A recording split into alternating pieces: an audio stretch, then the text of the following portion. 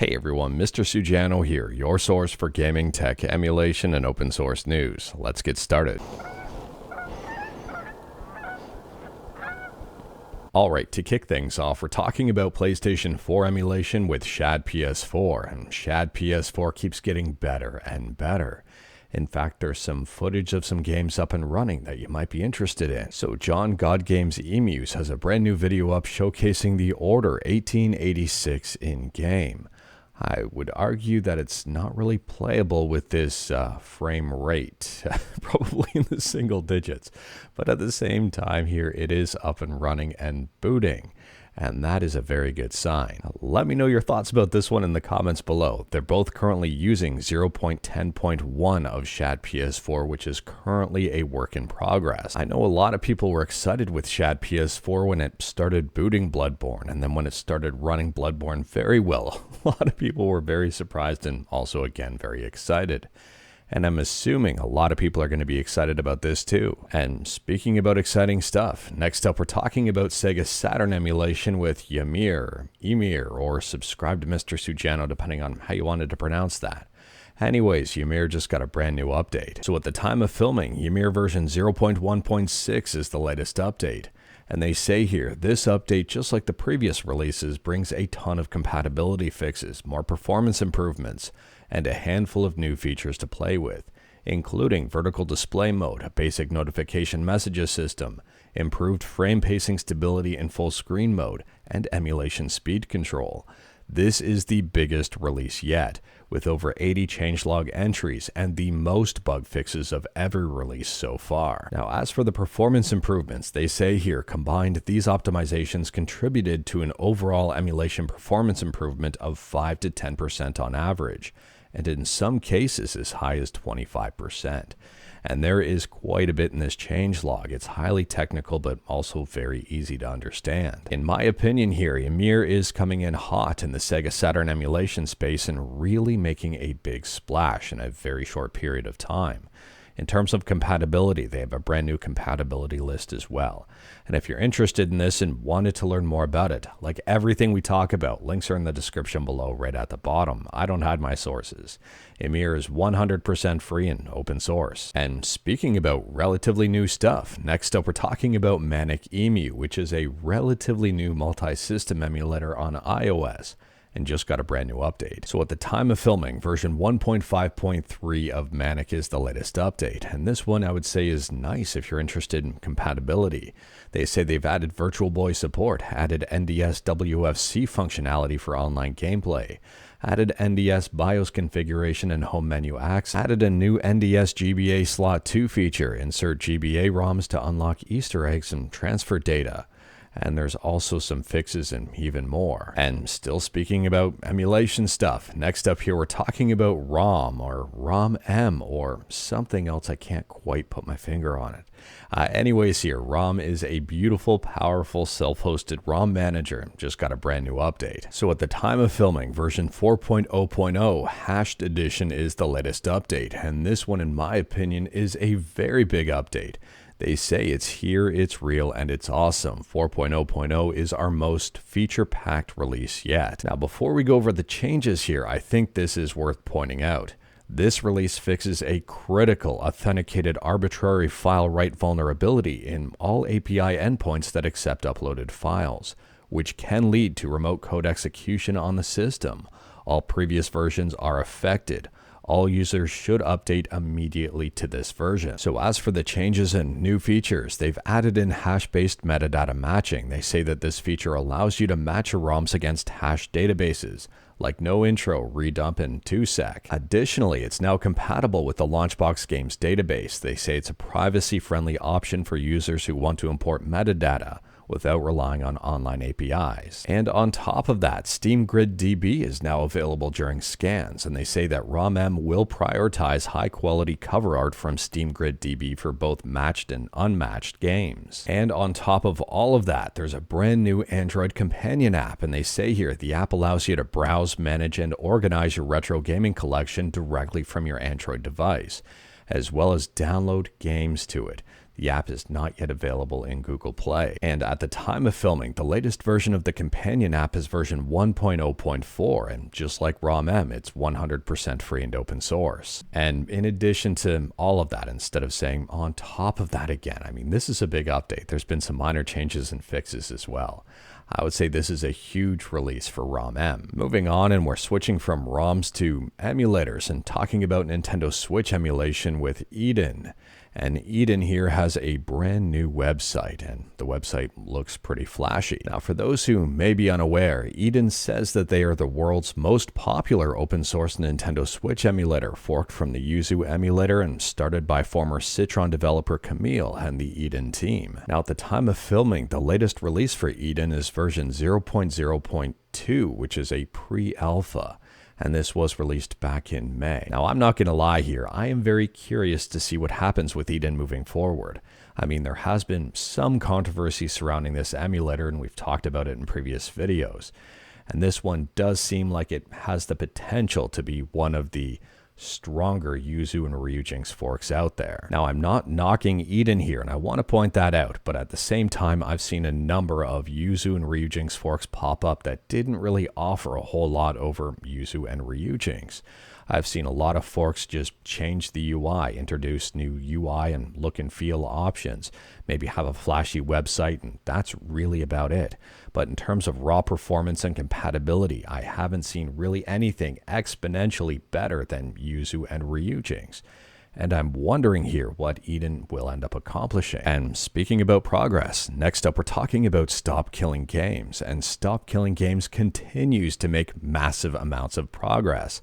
I mean, at the time of filming, they've currently got 1,405,000 signatures, and that is awesome. Now, we've talked about the traction from Stop Killing Games in previous videos, and also the response from the arguable lobbying group that wasn't really in favor of Stop Killing Games.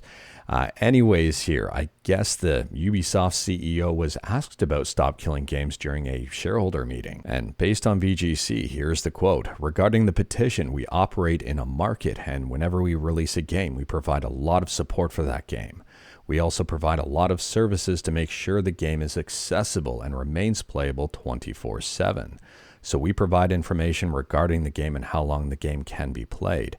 And players and buyers are forewarned that eventually the game may be discontinued. They go on to say, you provide a service, but nothing is written in stone, and at some point the service may be discontinued. Nothing is eternal. And we do our best to make sure that things go well for all players and buyers, because obviously support for all games cannot last forever. And then they go on to say, the lifespan of a piece of software, whenever there's a service component, eventually services may be discontinued, because eventually the software may become obsolete over time. A lot of tools become obsolete 10 or 15 years down the line. They're no longer available. And that is why we release a new version. And so we have version 2 and then version 3. But clearly this is a far-reaching issue and we are working on it. Now, in my opinion, I believe that this is really just a wordy nothing burger answer, the kind of fluffy answer that CEOs and executives seem to give when in a general Q&A. There's not really a whole lot of content and meat and potatoes here. I could be wrong with that, but I don't think so. Anyways here, they do admit that something needs to be factored in terms of minimizing impact on players. So I guess that's kind of good, but the overall sentiment is that games are not meant to last forever and it's a temporary service. So we'll have to wait and see as to what happens with Stop Killing Games moving forward, but I will say if you're interested in signing the petition and you see 1.4 million signatures on it and think that your signature doesn't matter, I would say that every single signature matters on this campaign. At the very least here, I would say this campaign has a lot of companies paying attention. I don't want to use the word squirming, but they may be taking defensive tactics here or a defensive stance overall to the campaign. We'll have to wait and see. And speaking about killing stuff, next up we're talking about Microsoft. And Microsoft seems to be throwing in the towel on directly selling TV shows and movies and entertainment. This is right on support.microsoft.com. Microsoft no longer offers new entertainment content for purchase, including movies and TV shows, on Microsoft.com, Microsoft Store on Windows, and the Microsoft Store on Xbox. However, you can continue to access your purchased content in the Movies and TV app on Xbox or a Windows device. They do have a bit of an FAQ underneath, and I'm assuming some people may not be happy with their answers. So they've confirmed you can no longer buy or rent new movies or TV shows. You can still watch the movies and TV shows you've already purchased. In terms of other options, they're recommending stuff like Amazon Prime Video, Apple TV, and Fandango at Home. Can you move your purchased content to another service? And they say no. And can you get a refund on your purchases? And they say no. Per the Microsoft Store terms of sale, movies and TV shows are ineligible for refunds. You can continue to play purchased movies and watch TV shows. Now, I think one of the big questions here is how long are they going to continue supporting this? And we don't have a clear answer on that. All we've got is this Q&A here. Can I get support for the movies or TV shows that I purchased? And they say yes, if you experience an issue regarding previously purchased content, visit Microsoft support to get assistance. That doesn't mean the movies and TV shows will be available forever. I'm assuming they're going to be sunset for availability at some point in time. Now, in my opinion here, and without going on too big of a rant, I think this is one of the big problems about the all-digital future, at least one big potential problem of it. And arguably also one of the angles of the Stop Killing Games initiative, losing access to something you paid for. But anyways here, I've got no idea how long Microsoft is going to continue on supporting the movies and TV app and the re-downloading of stuff people have already purchased. So my advice here is if you've purchased stuff in the movies and TV app, maybe consider re-downloading it and just making sure you've downloaded everything you can, because there may come a point in time in the future where you're no longer able to re-download stuff you've purchased from there. But moving on from that, and next up, we're kind of talking about the opposite of killing stuff, and I would argue this is breathing more life into stuff and new and exciting life into stuff. We're talking about Castlevania on the NES, which has been ported to the SNES and given additional features. There's a brand new video up here on YouTube that I'd recommend checking out, and again, like everything we talk about, links are in the description below. But it shows Castlevania up and running on the SNES with some interesting options and Rumble support. So they say here in the description of the video, and I might mispronounce this name, Rumble Minzy strikes again with another Konami NES to SNES classic conversion, along with palette selection, 6 different MSU1 powered soundtracks, difficulty options, and other quality of life updates. And there's some interesting links in that description. Rumble Minzy also directly announced this one over on their Blue Sky. And again, like everything we talk about, if you wanted to learn more about it, links are in the description below right at the bottom. I would say this is super interesting for a number of different reasons, but one of the big ones is the addition of Rumble support. I mean, Rumble support on the SNES, I think, is super cool. And speaking about cool stuff, next up here, we're talking about an interesting Kickstarter campaign that's doing extremely well. And it's the ZX Spectrum Next Issue 3. They've raised a ton of money on this one. The campaign has kind of just started. There's 27 days left to go. They only were asking for $335,000, and they've raised over $1.785 million US dollars. Now, the ZX Spectrum Next is an FPGA device, and I would say it's not necessarily cheap. It'll set people back about $403 US dollars or 300 pounds.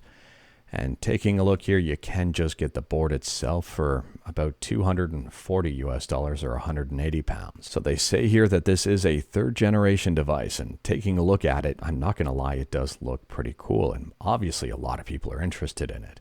If you are curious about this one, I'd recommend checking out the Kickstarter for more information, as well as the stretch goals, considering it's raising so much money. I mean, if we take a look here, it's getting really, really close to getting a 3D game. And continuing to talk about cool stuff, next up here, we're talking about Need for Speed Underground 2 Remix.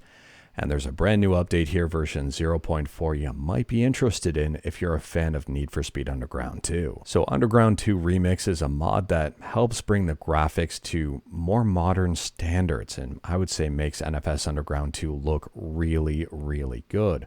Or at least how I remember the game originally looking when I was playing it.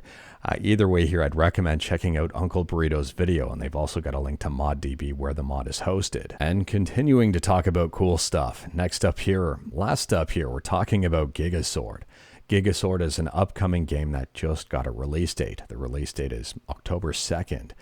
And this game is available on Steam as a demo if you wanted to check it out right now. But to me, the game looks really interesting and looks like it'll be a lot of fun to play. But anyways, that is all I've got for you in this one. Straight to the point, all stuff and no fluff. We talked about a bunch today. Feel free to discuss anything we talked about in the comments below. If you like this video, leave a like. If you didn't like this video, leave a like. Hit that subscribe button. Check out my other videos. Don't tempt fate. Save your state.